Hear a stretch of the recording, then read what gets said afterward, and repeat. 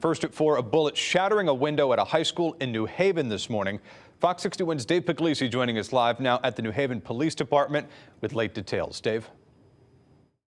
This window was struck by a stray bullet around 8 a.m. this morning. Police say that the shot originated from the area of Hazel Street and Dixwell Avenue. Police say video captured the incident near Dixwell Avenue and West Hazel Street. An individual was walking north down Dixwell Avenue when a car pulled up alongside of them. Someone from the car fired one shot at the individual, which missed, striking the school. The school was not a target. The school is not in any danger. There's nothing directly done to the school. It was an unfortunate incident that happened to strike the window of the school. Police say that they're still working to identify the individuals. They say that they have strong leads based on camera footage.